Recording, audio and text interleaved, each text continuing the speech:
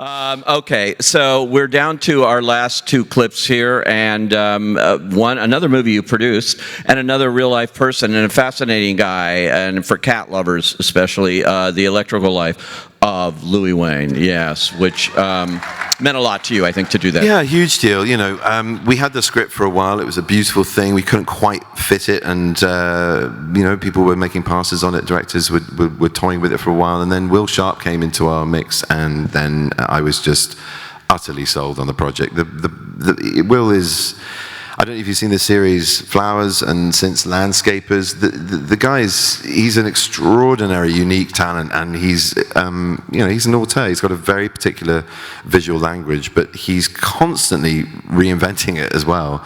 But it's a patchwork, it's a collage. There's just so much texturing and layering, and he really got the idea of cracking Louis open through seeing the whole world through the eyes of his art. So the colors, the vibrancy, and everything where Louis's mind is, when he's struggling mentally, that everything dials up with the color or the fragmentation of the picture, and also just the sort of joy beyond the sort of stay in your lane conformity and the sort of all the other shit of the Victorian era, literal shit as well. Like, you know, to move beyond that into something that is a kind of exploded kaleidoscope of color and textures and patternation and really, really rich storytelling visually. And he also is someone who can hold the profound and the idiotic side by side. He can hold comedy with tragedy in the same frame, in the same scene. And he was just a joy to work with. He gets actors. He is an actor, and he's a phenomenal director with a great future and a wonderful vision. So cool. It's a really good movie. You can see on Amazon now, and of course then you can switch over to Netflix and see The Power of the Dog. Yeah. And that, if you have the chance to see it in a theater like I did twice now, but last week at Quentin Tarantino's theater, New Beverly Cinema, in a 35 millimeter film print, oh my God, it's beautifully done. Ari Wegner, only the second woman ever nominated for cinematography. Of course, Jane Campion, who's here.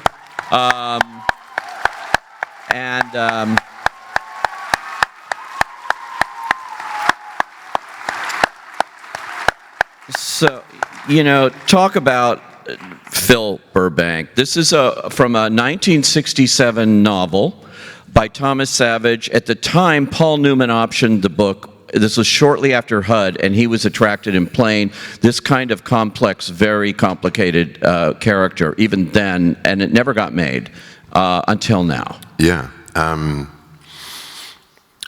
It's always quite humbling to think that Paul Newman was toying with the idea. I mean, look, I mean, it's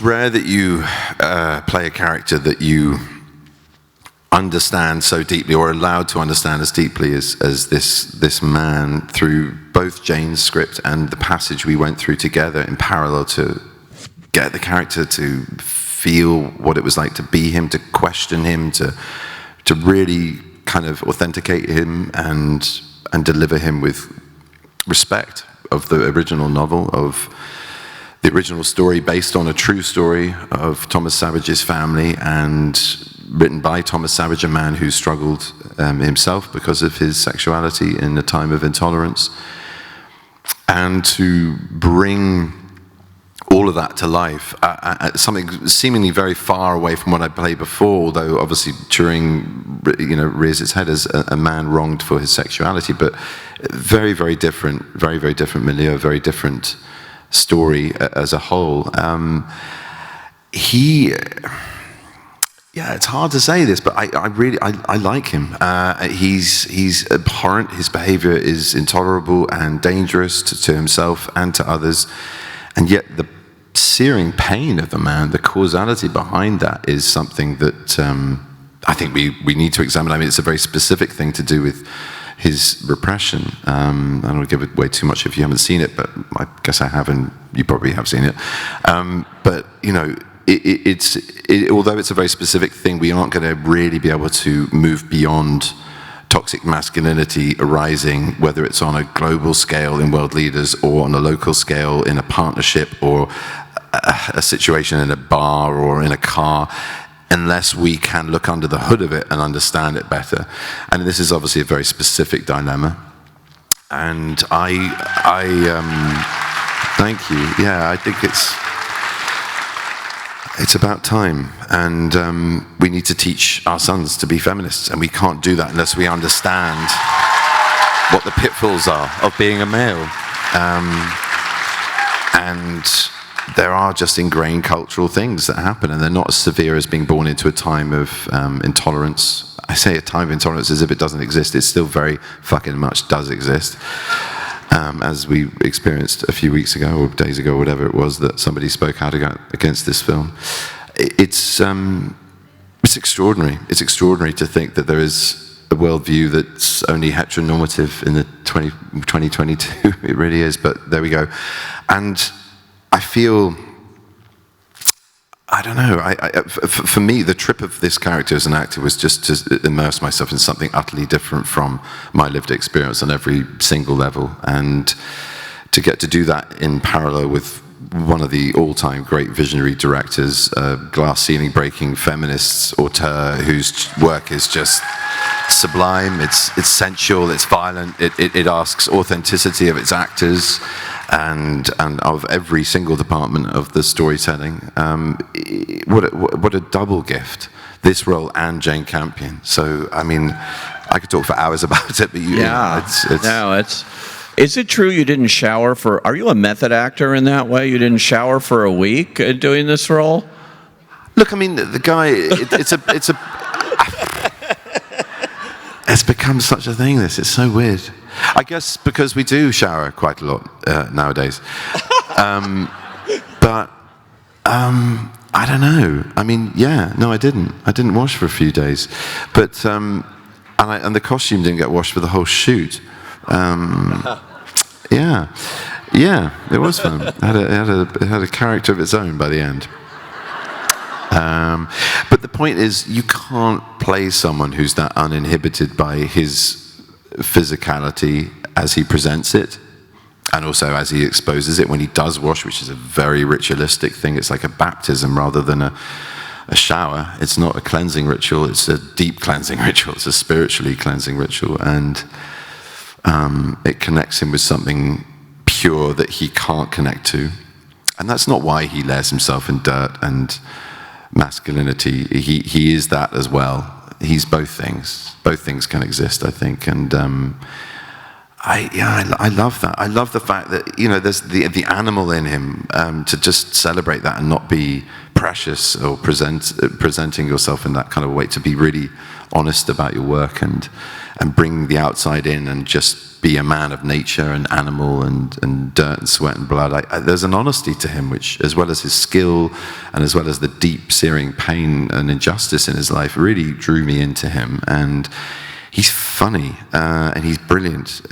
Unfortunately, he's, you know, twisted into a kind of toxic praxis of masculinity gone wrong, and yet, you know, it's situational. He's a man who, the only way he can celebrate the love of his life is through an anniversary, and his brother is already moving away from that. He's had enough after 25 years, and he's being alienated and becoming rudderless very early on in the film.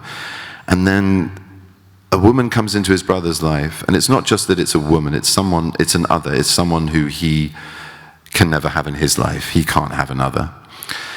And there's that, there's losing his brother, there's the pain of not ever having more than a few brief months, if not maybe a year, but maybe just months with Bronco Henry. He died when he was 19. He's watched him trampled to death in a corral, which I carry into the story subliminally, but, you know, is not there obviously in the screenplay or the film, but is there in the book.